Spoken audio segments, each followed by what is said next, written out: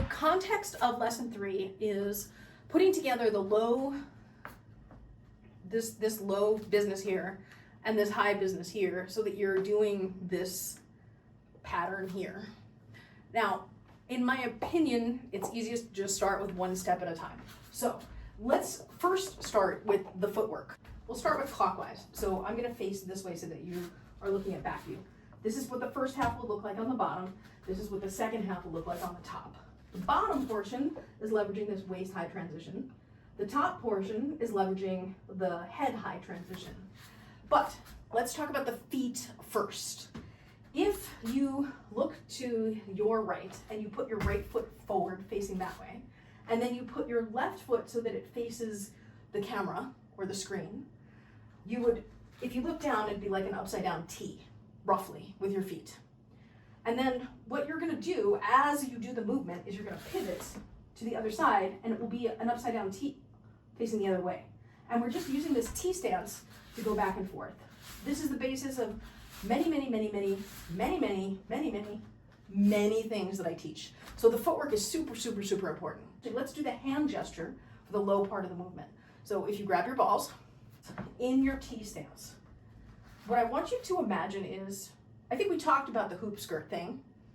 If you imagine you have a big hoop skirt on, you'd be spinning overhand here. You're gonna take your hands, pull the skirt back, not this, pull back like that, yes.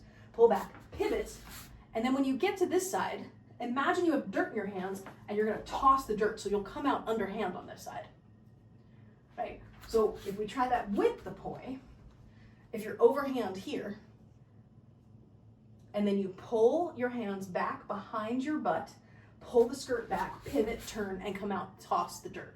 Now, that might be too much to do, so let's do one hand at a time. Let's do the left hand first. With your left hand, take it, pull it back behind your hip, pivot, turn, and toss the dirt. Let's do that again with your left hand.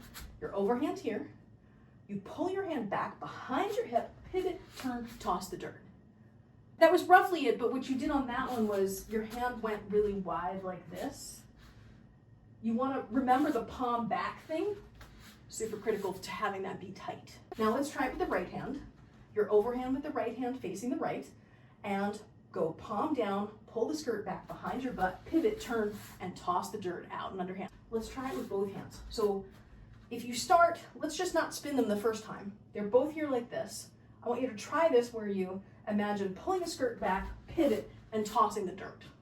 Pull the skirt back, pivot, toss the dirt. Now let's try it from the right hand moving, or both hands moving. We're spinning in the circle. We bring the hands back behind the hip, pivot, turn, toss the dirt. So that's the low sweep. And this is what I would call the clockwise version, because if you look at the poi in front of you, your poi will be going clockwise. Now, from here, what we're gonna do is we're gonna bring it up over our head. So what I want you to do is put your 2 thumbs up like this, and then you're gonna bring your hands up. You're gonna let your thumbs touch your shoulders, let the poi land on your back, pivot, turn, and throw the poi back into overhand on this side where you were. So now we'll do that low sweep again. Bring it low behind the butt, come out underhand. Beautiful, yes. And now thumbs up, let it rest on your back, pivot, turn, throw.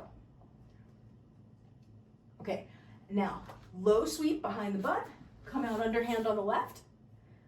Now from here, as you go up and you hit the shoulder, instead of letting the poi hit your back, you turn right before it does. Okay, so low sweep, high sweep. You can always go back to the version where you come thumbs up, hit the shoulder, pivot, turn, throw, to remind yourself how to do it.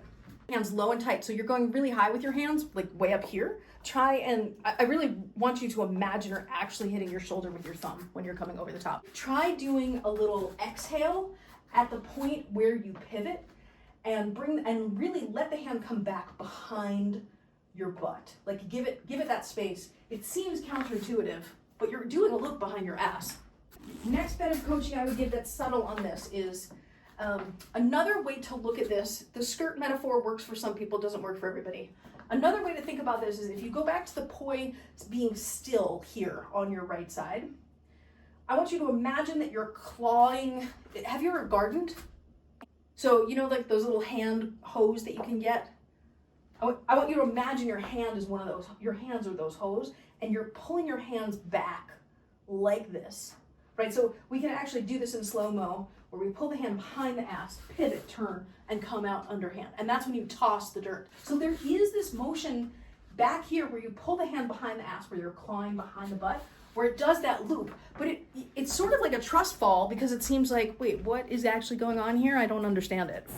Let me show you what the Chasing the Sun looks like from the back in its full expression. So you do 1, 2, 3. 1, 2, 3. 1, 2, 3. What I want you to start working on is 1, 2, 3. 1, 2, 3. Which all you do is, sounds easy. Did we talk about the drill sandwiching previously? Where you do, where you do like, if you're gonna do say 15 reps of it, you do 15 with your weak hand, 15 with your dominant hand, 15 with your weak hand. So you sandwich you make the weaker hand the bread. I have another metaphor. If you imagine you have a tuxedo on with tails, and you are about to sit down on a piano bench to do a performance, imagine flipping the tails as you go to sit, so that you don't sit on the tail, right? But it's as you're coming from your right, your hand comes back, you flip the tails, and then you turn